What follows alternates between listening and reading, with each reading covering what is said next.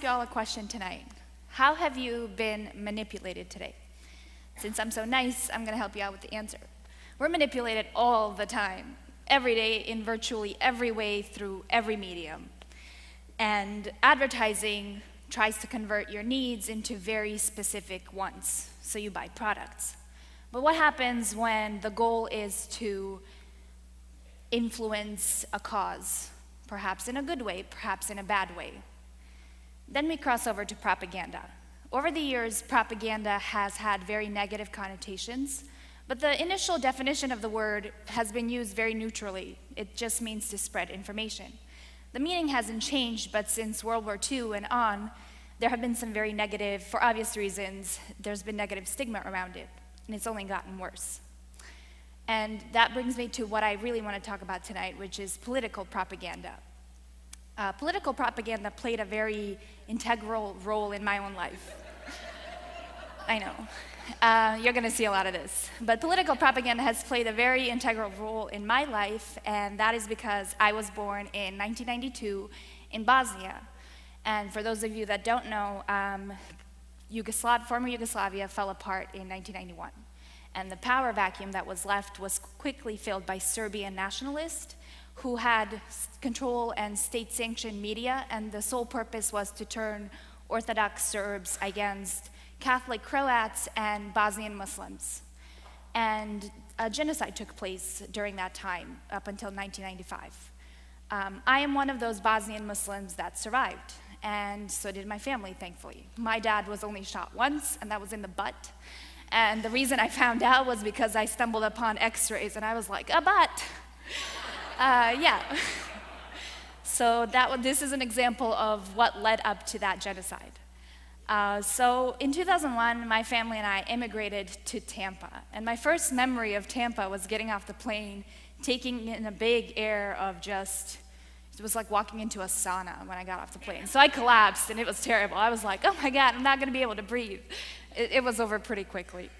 But so in 2001, this was in July, we came over and settled in as refugees. And in September of 2001, the 9/11 attacks happened.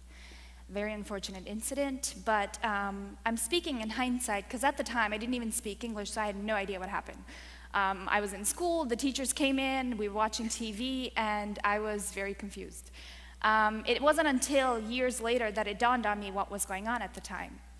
So with all the Muslim friends I had, they were taken out of schools, mosques were shut down, and there was a lot of fear-mongering going on.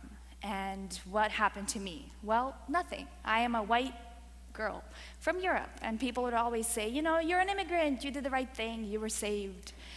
So why am I telling you all of this? Well, I'm just sick of this shit. Aren't you? Yeah. We see this all the time, and especially today. And I could tell you about the techniques used with propaganda, stereotyping, name-calling, virtue words, like, is clean coal really clean? What do you think? Were the Stoneman Douglas school shooting survivors really crisis actors? What do you think? So there's all of that kind of stuff going on. But somebody gave me a really good piece of advice, and it was, you can't reason someone out of a situation that they never reasoned themselves into in the first place. And what I really want to say is that we can't forget the human element at the end of the day. The very, very goal of combating propaganda and what it can lead to is to remember the people behind it. I may not look like your stereotypical Muslim, but every time one is attacked in some way, it really hurts me. And what I really want to say to you at the end of the day is, please, please, please don't forget to vote. I think that's the reason that I went after the voting advocates that went before me. So after all that, I just want to say that propaganda can't always be bad, right? Anybody know Sarah McLachlan and the In the Arms of the Angel videos? Yeah. I donate every time. I know, it can be good. But political propaganda these days has been used for some very negative, in very negative ways. And this is something that we definitely need to be aware of.